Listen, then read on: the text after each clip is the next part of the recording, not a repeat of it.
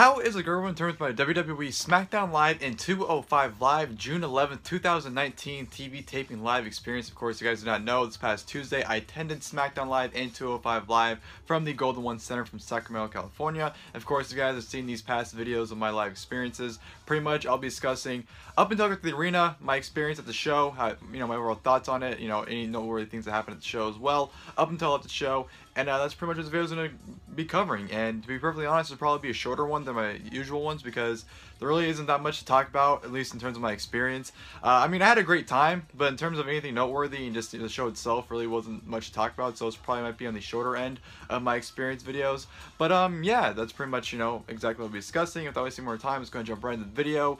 First, I got to the arena probably around 4:20-ish. I think I got in. Maybe I got in at 4:20-ish, or maybe I got there at 4:20-ish. Around 4:20. I got at the arena, so I got there pretty much on time because the show started at 4:45. So I got there a pretty good time. It didn't take almost an hour to get into the arena like last time because there was a whole fiasco last time about just the whole setup was to the show. But I'm not gonna get into that. But yeah, I got into the building very quickly, and right from the get-go, we run into, because at the show I went with my girlfriend. And, some members of my family went as well, like my nieces, they watch it, and, my nephew as well. So, they ended up going as well to the show, so we all ended up going together. And when we got there, who other than Drake Maverick, who, of course, has been living this awesome gimmick of trying to track down our truth, was out giving out his flyers. And he actually gave my niece one of the flowers to find our truth, which actually was hilarious, because after the show, she was asking me, like, oh, where's our truth, joking because she got the flyer and whatnot. So I thought that was pretty cool. And I went straight to my seats. I didn't get any merch at the show at all. I actually didn't buy anything. I'll admit it, I'm broke right now, so I had no money to spend whatsoever. So for the first time in quite a while, I went to the show and didn't buy any merch. So very good on my wallet. And so yeah, nothing to show off this time around. But yes, I did get to my seats. And for the very first time, at least at a WWE show for tickets purchased, because I have been front row at PWG, I was front row at NXT when I was at the music festival Aftershock a few years ago, because they didn't have assigned seats. You could just the earliest you get there, it's free for all. You pick any seat you want. And for the very first time, after going to WWE shows for 10 years now, I was able to get front row, assigned front row for a WWE show. You guys see right there, I had Ring 4, which is directly behind the commentators, row A and seat 12. I think there was suite 12 and 11, I believe I had. But those are the tickets I had for SmackDown and 205 Live this past Tuesday. Absolutely loved the seats. It was awesome getting, behind the barricade and being there front and center for all the action. And it actually paid off because I was on TV. The camera was focused directly on my girlfriend and myself, so ended up working out greatly. But yeah, those were excellent seats. Absolutely loved having those. I'd love to have them every single time, obviously, but that's just not realistic. But it was a great first time experience. Definitely enjoyed it. Definitely was worth the money. Before the show started, of course, we did have the dark match, which featured Liv Morgan taking on Ember. On paper, I didn't care for it, but these women went out there, worked their asses off, and honestly had one of the better matches of the entire night.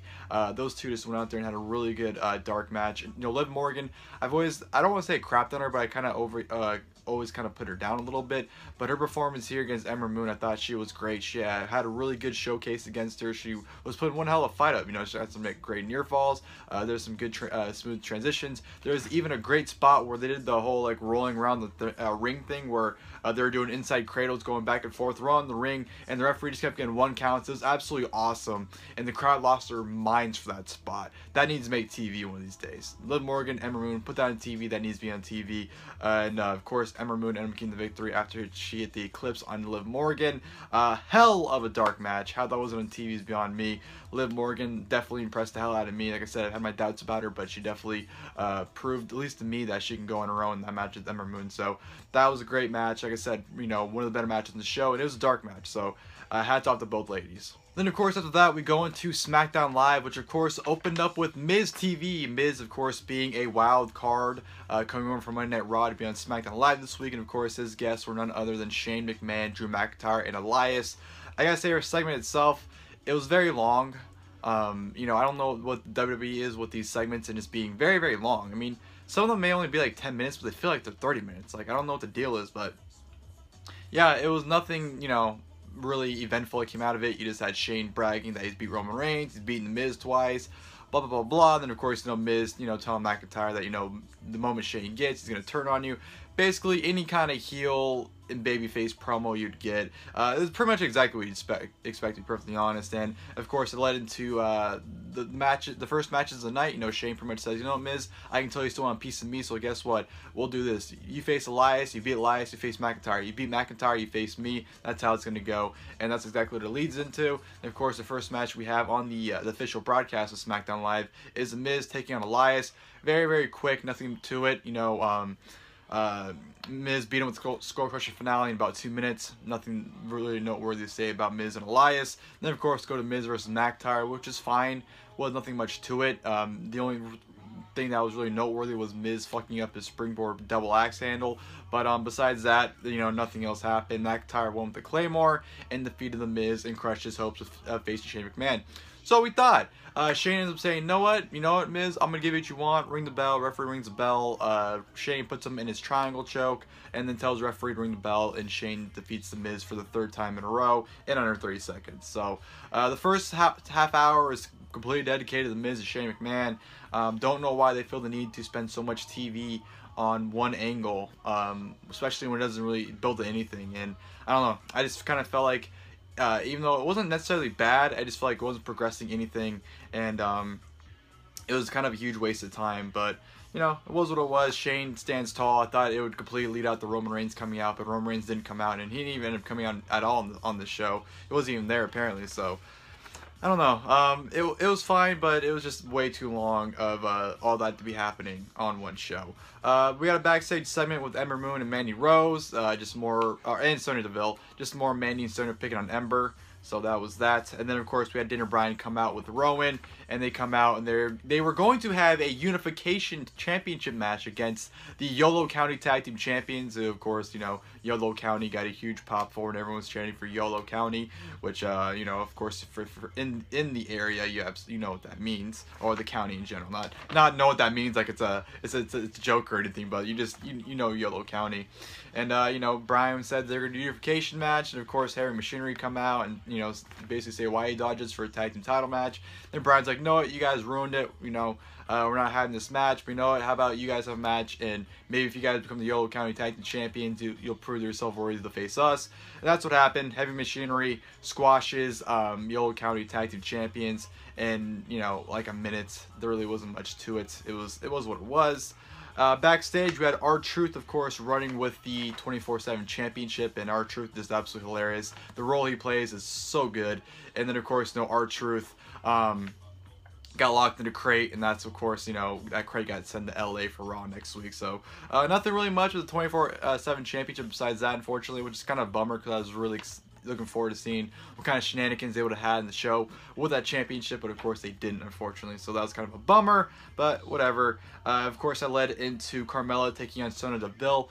Not really much of a match here. It was very short. It was pretty physical, but it was very sloppy as well. You can definitely tell there's some miscommunication, especially towards the end of the match as well, especially how Sonya won. Just the knee just came off very, very shit if you ask me, but Sonya defeats Carmella via distraction. So yeah, that was that. And of course, we had a backstage segment with Alexa Bliss and Nikki Cross, who are more wild cards from Raw. Pretty much having Alexa Bliss saying that, or feeding to Nikki Cross that Bayley was talking crap on Twitter, but she would show her she liked to tweet on Twitter that talked crap about Nikki Cross or whatever, but she couldn't show her because she blocked Bayley, even though it's like logically you can just unblock her to look at her likes and then block her again, but WWE thinks you're stupid, so I guess that didn't matter. So that was a backstage segment. Then, of course, we go into the segment with the New Day, which I love bringing up because during the New Day's intro, you saw myself and my girlfriend in the intro. And if you guys are wondering why the hell we did a face. It's an inside joke, which is why we did it. So that's what the face is. It's an inside joke. It's nothing more. It's not something stupid just randomly did. It's an inside joke. But it was really cool. The camera guy was right in front of us. He was filming us several times, but obviously they never, you know, cut to him with us. But he was pointing at us several times. So we're just waiting for that exact moment, and all of a sudden, you know, during the intro, I just look up, and that's why I'm looking up. I see us on the screen, and you can see if you see her make contact with the screen as well, and we just do the pose at the same exact time. So that was an awesome moment for the both of us to see each other on the screen and do that. That absolutely made our night. So that was definitely by far the best part of the evening, if you ask me, was having that moment with her on the screen. So that was cool, really, really cool. But New Day come out, they cut their promo. You know, Big E was very, very intense in his promo. He was very emotional. It was great. It was great to see Big E be the way he was. He's all fired up, putting over Kofi Kingston, saying that, you know, that man was willing to walk through fire to prove that he's worthy of being champion. And I thought it was a great way to put over Kofi Kingston. Of course, it's led to Dolph Ziggler, Kevin Owens, and Sami Zayn coming out. Pretty much just a promo to set up their 6-man tag for later tonight, even though it was already announced, so there really wasn't any need to do this promo. But I guess it was a way to kind of sell people in the match in case they were tuning out later on. I don't know. I guess it was a viewer tactic, but I felt like the promo didn't really accomplish anything. It didn't really give me hype for the match necessarily at all either, and it kind of just was a waste of time, honestly. And it went on too long as well, if you ask me. So that was that. Nothing more to say about that. We had an Aleister Black promo, which I thought was great. You know, it was kind of it's kind of cheesy to see him, you know, the way he's kind of acting, but I feel like he's really being aggressive, and I feel like he's really letting more of his personality out with these promos. So him just begging for someone to pick a fight with him, I thought was great. That was a great promo from Aleister Black, and yeah, hopefully that, you know, we get someone to challenge him soon. Then we go to Bayley taking on Nikki Cross, which was, the match was fine. I just wish Nikki Cross would have got more offense in. I feel like it was really more, I mean, obviously it was a match that kind of built Bayley for her title defense against Bliss, but I feel like Nikki Cross should at least got some more offense in. She was really more selling for Bayley more than anything. And might I add, Alexa Bliss, holy shit, she looked absolutely incredible. That was probably the hottest Alexa Bliss has ever looked, in my opinion. She looked fucking stunning. And of course, no, Bayley got the win over Nikki Cross. So, you know, nothing of a match. This show was definitely not a wrestling show, that's for sure. But you know, after that we had a promo from, or not a promo, but we had a segment with Jinder Mahal, of course, you know, trying to track down the crate to get our truth out of, to capture the championship. And then, you know, he was taking the referee to LA with him, so that was just leading all towards Monday Night Raw. And then we actually had a dark promo segment with the Iconics. Iconics come out saying that, you know, the capital of California should be LA. Just getting typical heat, trashing on Sacramento, trying to get some cheap heel heat. So that was a dark promo that the Iconics did. Didn't really do anything. I didn't really care for it. And then, of course, we had the replay of the Firefly Funhouse with Bray Wyatt killing the bunny. You know, honestly, I'm getting to the point where we're kind of just getting sick of these. I mean, I haven't been really a fan of them anyways, but there have been some really good ones, but now it's just getting old to me. It's just getting, I don't know, I don't get excited for them. I don't really care for them. I just feel like they should just move on already. But yeah, just another Firefly Funhouse promo. And then, of course, we go to Apollo Crews. He's been interviewed backstage, you know, and Zelina, of course, interrupts it. And then, of course, it leads to, you know, Chad Gable kind of scouting Apollo Crews, which I like because, you know, I don't know if you guys remember, but NXT, you know, Jason Jordan was scouting for a partner, and that's what led to him fighting Chad Gable. Now Chad Gable's the one scouting a partner, so I really like how it's kind of a, you know, a callback to that, so that was cool. And then, of course, go to the main event of SmackDown Live, which was a 6-man tag team match, the New Day taking on Dolph Ziggler, Kevin Owens, and Sami Zayn. This was a very fun match. You know, it was kind of slow at points when Dolph Ziggler was in it, because Dolph Ziggler just is a very boring wrestler in general. Little short thing as well, when Kevin Owens came out for his entrance, he totally chilled with the people next to me and was talking with them for a little bit, so it was really cool to have Owens come over where I was at and kind of talk with the people in that area right there.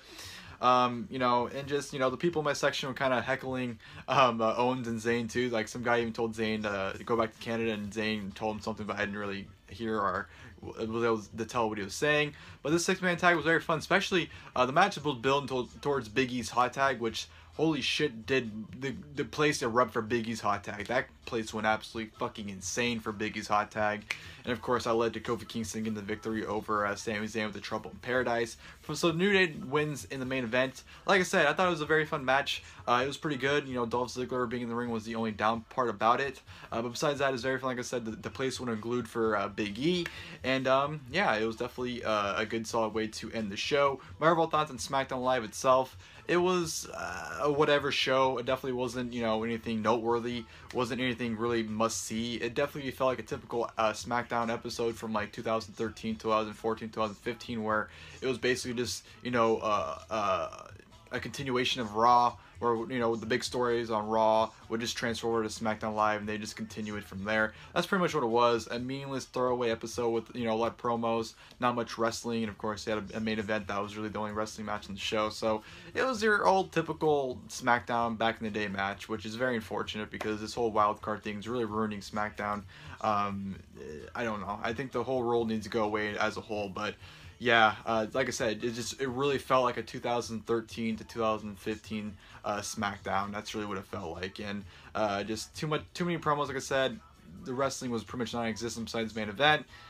Just, you know, very filler show. You can definitely tell that they weren't really trying to accomplish anything on the show. They were just kind of trying to fill the show and to get by this week. So yeah, nothing noteworthy with SmackDown. I will admit there's some the drunk guys by me were, you know, making fun even more fun, especially the guy right next to me. The guy right next to me was just absolutely losing his mind and just yelling out absurd stuff, and he was absolutely hilarious. But yeah, SmackDown itself, like I said, it was a whatever show. Like I said, I had fun for what it was, but in terms of like an actual show standpoint, it was very missable. You know, I was there and I can admit it was a missable show, but I still had fun for what it was. Of course, and after that, we went straight into the 205 live tapings, which before the taping started, they did announce that Finn Balor would be defending the Intercontinental Championship against Shinsuke Nakamura in the dark match, so I was very excited for that match. So we go into 205 Live, which opened up with Gentleman Jack Gallagher taking on Chad Gable, and might I say, this match was fucking awesome. I popped huge for Chad Gable. Like, Chad Gable coming out was probably one of the actual, like, genuine, like, pop reactions I've had in wrestling in quite some time. I don't know, it was just unexpected, even though, like, I knew he was there. He was really in a promo segment, like, 20 minutes prior. I lost my shit for Chad Gable coming out for whatever reason, but him and Jack Gallagher had one hell of a fucking match. Those two went out there and absolutely killed each other. The chemistry those two had were just unreal, and Chad Gable, that man's a fucking star, and how he is in the mid-card title scene, I mean, to me, he should be world champion, but how he's at least in the mid-card title scene is really beyond me, and he's one of the most talented guys on the roster, and he definitely showcased here with Jack Gallagher. The story these two told were tremendous as well, especially the finish. I absolutely love the finish with, you know, Chad Gable giving him the German suplex on the outside, and he just landing on his head, and you know, him not being able to make the count, even though he rolled up on the apron, he wasn't able to get in the ring for the 10 count, so of course he got counted out. And the way they played it off too, they played it off like it was a shoot, like it was a shoot count out, like it wasn't supposed to happen. Chad looked pissed off, you know, Jack was even kind of like whatever about it. So the way they played the finish off was very convincing. I thought it was very well done. And it was, like I said, it was a great match. Absolutely loved every second of it. I thought it was awesome. And I'm looking forward to seeing some more Chad Gable in 205 Live. Hopefully he's still in SmackDown Live because, you know, he's doing the whole scouting gimmick now. So hopefully he's doing both. But yeah, it was definitely great to see Chad Gable on 205 Live. Then, of course, we go into a backstage segment with Mike Kanellis and Maria complaining to Drake Maverick, whatever, typical stuff. The Singh brothers taking on local competitors. I'm pretty sure it was just the Yolo County Tag Team Champions with masks on, so pretty sure that was the case. It was a squash. The Singhs win. Nothing more to it. We had a interview with Tony Nese backstage, which to me went way too fucking long. That thing felt like it went on forever. It shouldn't have been any longer than a minute, but he just rambled on for like I said, it seemed like it went on forever. But so yeah, it was a fine promo, it just went on way too long. Then of course go to the main event of 205 Live, which was a number one contenders fatal 4-way match for the WWE Cruiserweight Championship at Stomping Grounds. Drew Gulak taking on Akira Tozawa, taking on Humberto Carrillo, taking on Oni Lorcan. Incredible match. This match live was fucking insane, and I gotta say, by the way, for 205 Live, not a big portion of the crowd left at all. I'd probably say maybe 10-15% of the crowd left for 205 Live. like a good chunk, like majority of the crowd still stayed for 205 Live. So that very surprised me. I think mainly because people want to see Finn Balor, but I was very surprised the amount of people that actually stayed still. And the crowd was completely into this match. After that spot where everyone just went crazy and everyone was laid out, the crowd was on their feet clapping, chanting 205. These, all 4 of these men definitely earned the respect of everyone in that building, and like I said, it was an incredible main event. There were a lot of crazy spots, especially the spots to the outside. Oni Lorcan looked absolutely awesome. Drew Gulak had a mean streak in this match. Humberto Carrillo was very impressive. I'm not considering sugarcoat. I haven't seen anything from this guy, and this was kind of my first impression of him. And he was awesome. And the guy next to me kept calling him Dolphin Man because he just kept like maneuvering like a dolphin. He's kind of like, this guy's jumping around like a dolphin. And at one point, I forgot what Humberto did. I might have dive to the outside, and he's like, "Welcome to SeaWorld!" It was just, the way this guy said it was absolutely hilarious. The way his commentating over this match alone was fucking hilarious. But yeah, the 4-way was just fucking bonkers. I wasn't too keen on the finish. Of course, did the double finish, or the double pin where, Gulak hit the superplex, and Tozawa and Gulak pin each other at the same exact time. And they end the show with, the whole controversy with, they never said it was, a no contest or a draw or whatever. They just ended the show like that. And, I'm not really a fan when they just abruptly end it like that after a pin. They should at least have, an announcement made about, either the match is no contest or no winner or something. I always feel like there should be some kind of announcement about the result of the match at least, not just cutting off the air. But, yeah, it was a whole confusion thing, they want to play it off as. So, double pin. Not too keen on it, like I said, but the match itself was incredible. Definitely match of the night in the entire night, not just 205 Live, but the entire night. Just incredible stuff there. Really enjoyed it. Like I said, all 4 men went out there, killed it, and had the crowd on their feet completely, and completely invested in the match, going absolutely crazy for it. So that was absolutely great. And then of course we go into our dark main event, which was for the Intercontinental Championship. Finn Balor defending against Shinsuke Nakamura. Right from the get-go, Nakamura tags Balor right from the bell, and this match was good. It was actually pretty damn good. It was very fast-paced. The match wasn't very long. It was only probably about 5 to 7 minutes, but the 5 to 7 minutes they did, they were definitely, working. They were definitely sprinting out there. They weren't putting on a slow match. They were going out there sprinting because they knew they only had a few minutes to do this match, and there was some great counters. Nakamura looked great. His selling for Balor was great, and of course, Balor ended up getting the win with the coup de grace onto Shinsuke Nakamura to retain the Intercontinental Champion. So Finn Balor is still the Intercontinental Champion because, yeah, they would do a title change at a dark match, right? But Balor retains. Pretty good match, like I said. It was just very short, so they never really got going. Of course, afterwards, Balor went around. I was able to shake Balor's hand when he was going by, caught people's hands, so that was cool to do that. It was cool, and it was a good main event, and that was a show. Of course, afterwards, Greg Hamilton thanked us, sent us home, and that was a show. It clocked out exactly at 8 o'clock. The show ended, honestly, so I think it was almost exactly 3 hours. Well, from the start of SmackDown Live, if you include the first dark match, it was probably about 3 hours and 15 minutes. But it was an easy show to sit through. Despite SmackDown Live being whatever, I thought 205 Live, that show was absolutely awesome. That was definitely a great episode of 205 Live. SmackDown, not so much, but overall, I had a really fun time. I definitely had a great experience, being front row, being able to take my girlfriend as well. I had a lot of fun at SmackDown Live, even though the show might not have been the greatest itself. That doesn't prevent me from having a great time. Even though I've been to some pretty shit shows, but just because they've been bad doesn't mean I didn't have fun. I had a lot of fun, I was shouting out some stuff. I shouted out for Otis to do the worm before he did it, which was pretty funny. I was shouting at Kevin Owens, so I was getting a little crazy at ringside, but nothing really too crazy, nothing really too significant. Like I said, the drunk guy next to me really was kind of the funny guy. There were some other guys, there was like this one guy that was like in his 40s, shouting out like, "Damn, you sexy girl," to like Mandy Rose. But I had a pretty decent, not really any annoying people really that you usually have at shows where you just have that group of obnoxious people. I really didn't have that, at least around me, so it was cool to be able to sit there and kind of enjoy it, not to deal with dumb people saying dumb shit. So I had a really good time. Like I said, first show in a while that I didn't buy any merch, but it is what it is. I will survive, everything I can just get off the WWE shop on sale anyways for the most part, so I wasn't really missing out on anything.